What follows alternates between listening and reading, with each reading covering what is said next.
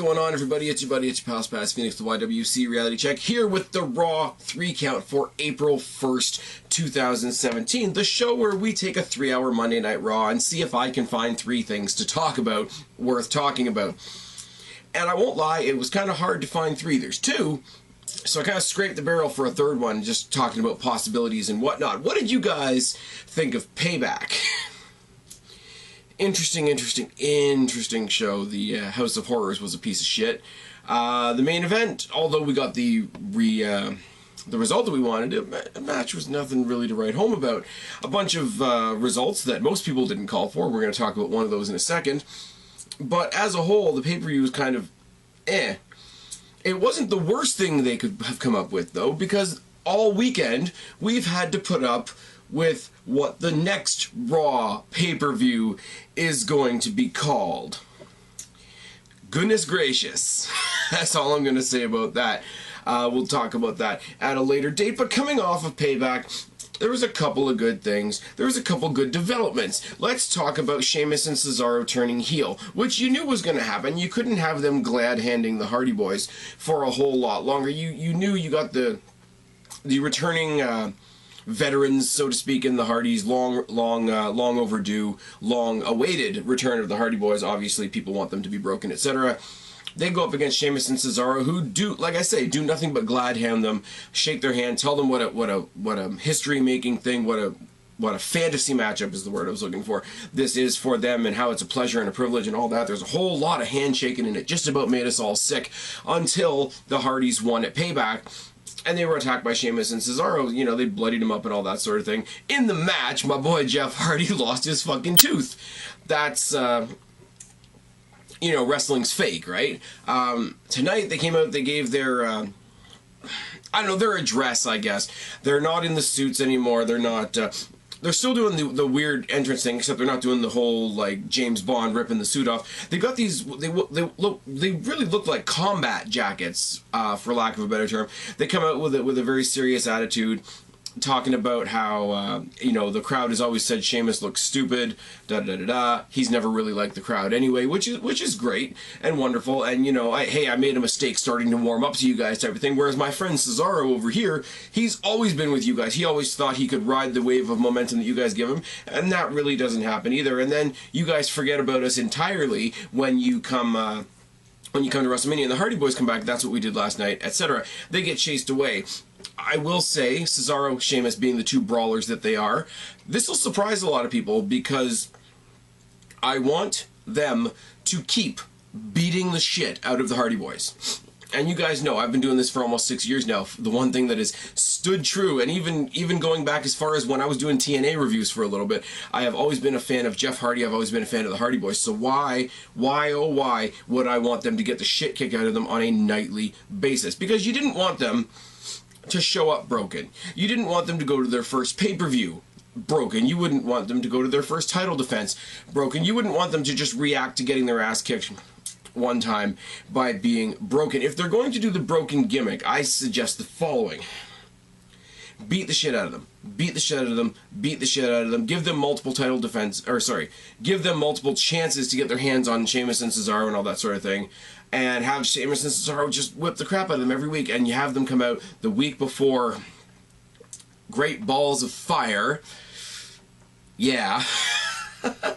And you say, give it to us one more time. And you play it back. And you play it, and this is where you introduce the,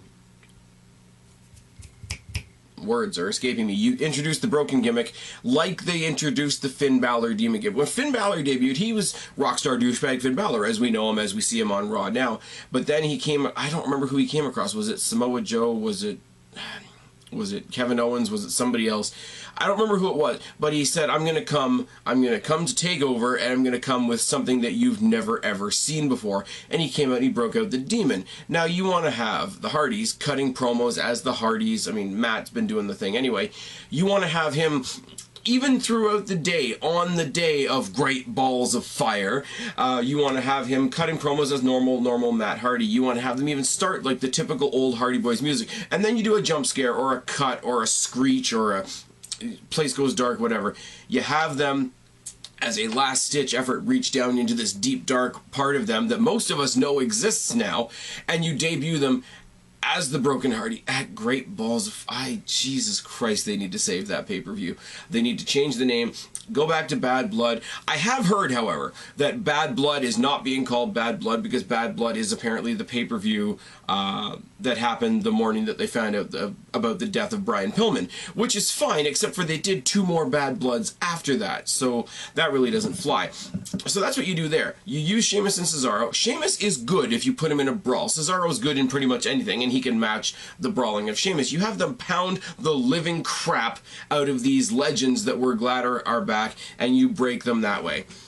So, you know, you could even do a video package deal where the breaking of Jeff Hardy's tooth was the first step towards him being broken. You could go really, really metaphorical like that, and obviously Matt Hardy could cut a promo about that in his sleep.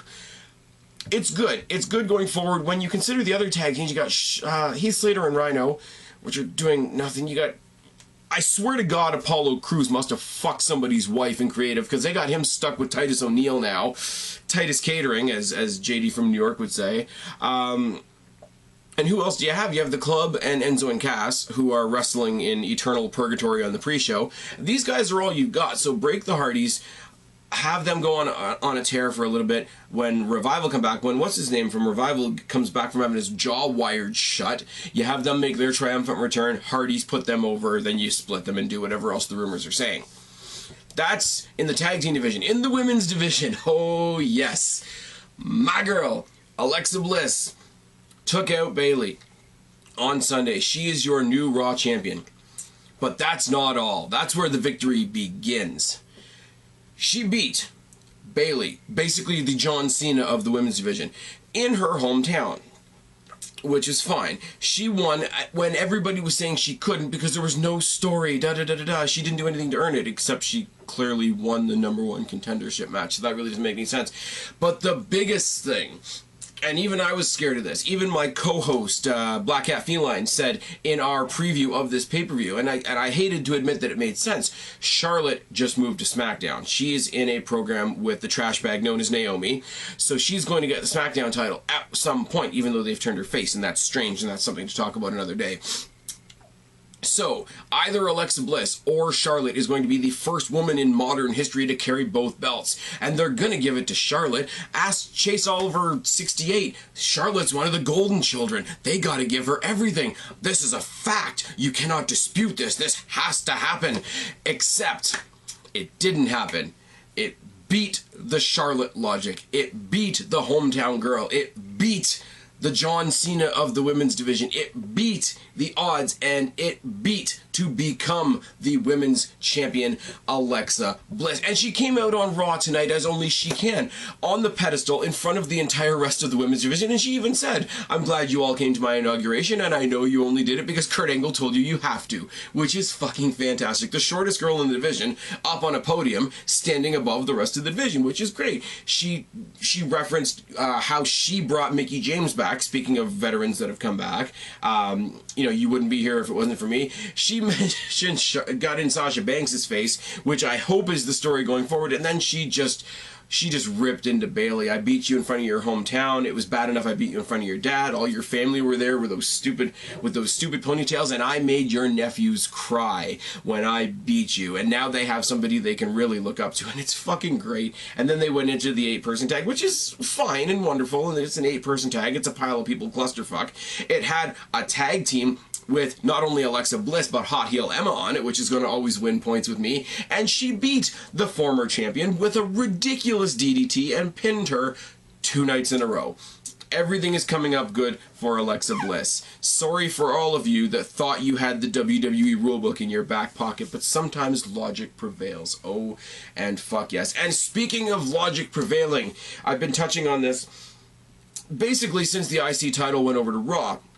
The IC title has to become the main title on Raw, because the main title on Raw is the Fruit Roll-Up belt currently held by Brock Lesnar, who doesn't have time in his busy schedule to come to minor pay-per-views, especially one called Great Balls Fucking Fire. So what do we do about this? we send Seth Rollins out there to brag about beating Triple H and brag about beating Samoa Joe and say that there's only one thing left to do on his docket, and that's to go and get his belt back. He's interrupted by Finn. They have a little pleasant back and forth about, you know, I beat you. I should be that champion right now. I never lost that title, and I've never had a rematch. So if you want to get a title shot for Brock Lesnar, they're fighting over who's going to fight Brock Lesnar. You know, the line starts behind me. Dean Ambrose comes down with probably the most logical thing of the night. You guys know Brock Lesnar doesn't want to fight. Brock Lesnar doesn't like to fight. You want a fighting champion on Raw. That's me. That's this prestigious Intercontinental Championship, which I'm now proclaiming is the most important title on Raw. And who wants to fight? Do you want to fight? Do you want to fight? Miz comes out, says nobody deserves to be the Intercontinental Champion because nobody held it like him. He gets told to shut up, and a triple threat match, and they do this great little thing where Dean Ambrose calls up Kurt Angle on his cell phone in the middle of the ring. Kind of like The Rock calling CM Punk in the dark match thing, but yeah. They set up a triple threat match between Seth Rollins, Finn Balor, and The Miz for tonight, for the #1 contendership to the Intercontinental Championship. But even that is not all. You've got The Miz and Finn Balor and Seth Rollins all fighting for this chance at this opportunity. Dean Ambrose getting in all their faces, doing his comedic sort of interview shtick, and you've got 4 names right there that could make the title ridiculously important. But that's not all. These guys go out, they main event Raw tonight in a ridiculous triple threat match, and I know, people were arguing with me about it on Twitter tonight. Miz sucks. Miz is overrated. Miz can't do anything. He's overrated on the mic. He's overrated in the ring. But you put him in there with 2 indie darlings, like Finn Balor is from over in Japan and Ireland and all that sort of thing, and you go the other side of the coin to the ROHs and the indies here in North America. You throw them in there with The Miz, who can hold up his end of the bargain, and this was a fucking fantastic match. Not only that, Samoa Joe has unfinished business with Rollins, so he takes out Samoa Joe. Bray Wyatt, off of the momentum of that shitty House of Horrors match, comes back and reestablishes his rivalry with Finn Balor by taking him out. So The Miz is the #1 contender to Dean Ambrose Intercontinental Championship. 2 guys that were robbed of that title and probably still have it in the back of the mind are Seth Rollins and Finn Balor. And now you've got them having their respective feuds. The feud with Samoa Joe continues. The feud with Balor and Wyatt is just starting up after a brief confrontation between Bray Wyatt and Kurt Angle, where he basically says, are you going to let me do what I need to do, or are you going to get in my way? Kurt Angle really doesn't know how to deal with or how to look at Bray Wyatt, and he does his sort of straight man comedy gimmick, but it wasn't really comedy, which sort of sold the Bray Wyatt thing. So you've got an amazing picture here where you've got an immediate next title picture set up. You've got 2 other feuds that could factor into that at any point.